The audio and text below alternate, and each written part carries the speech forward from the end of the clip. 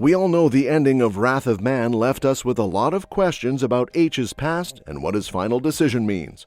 Plus, everyone's curious about what Guy Ritchie thinks about a sequel.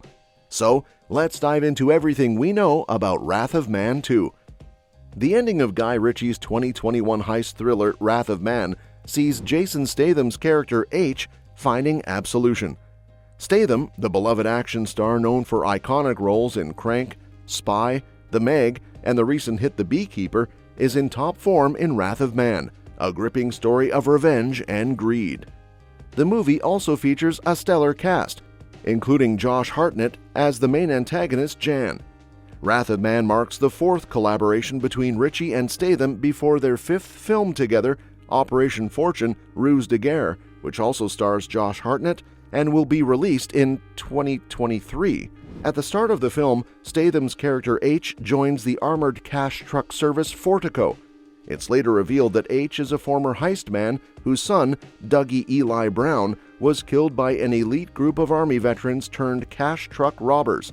Throughout the film's 4 chapters, A Dark Spirit, Scorched Earth, Bad Animals, Bad Liver, Lungs, Spleen, and Heart, H uncovers the identities of his son's killers and ensures they pay for their actions. In the final moments of Wrath of Man, Jan is the only one left standing after the massive heist at the Fortico depot on Black Friday.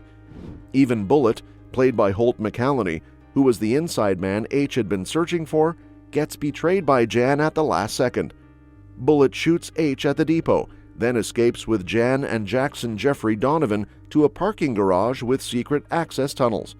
But Jan turns on them, kills Jackson and Bullet, and drives off with millions in a discreet Prius. He thinks he's gotten away with it all until he finds H waiting for him in his condo.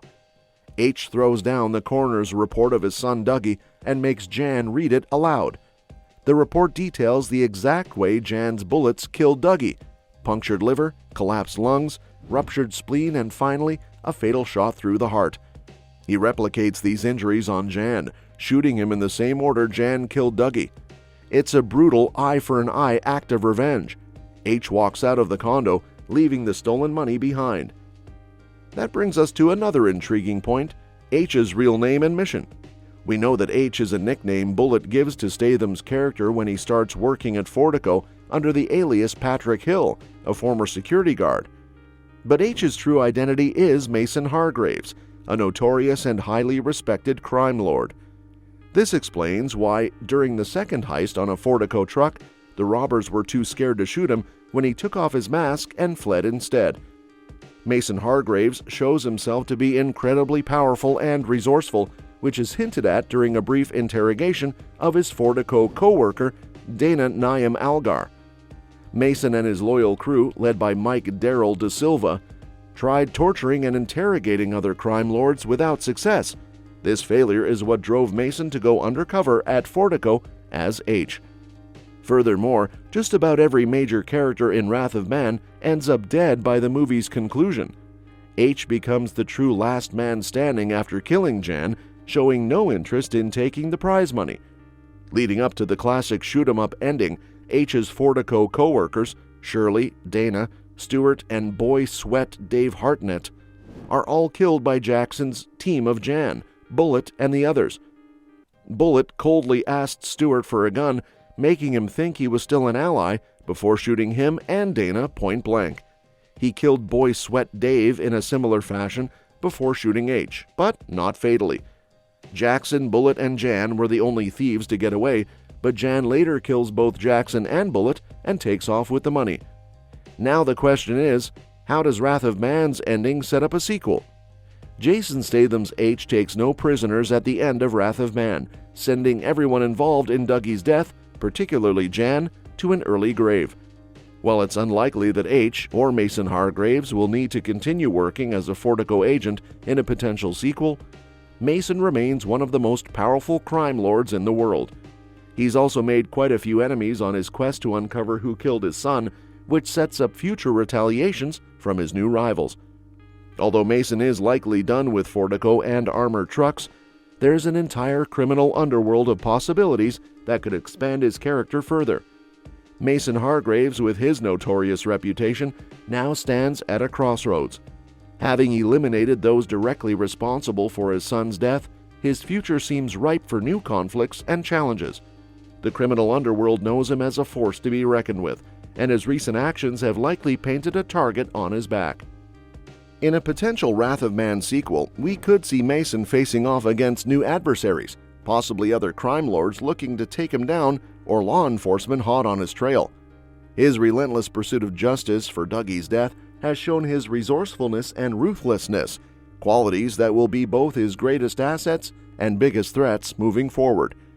There's also room to delve deeper into Mason's past and the intricate web of alliances and enmities he has formed over the years. Exploring his backstory and the relationships with his loyal crew could add layers to his character, making him even more compelling. The sequel could also introduce new characters, both allies and enemies, each with their own motivations and agendas, further enriching the narrative.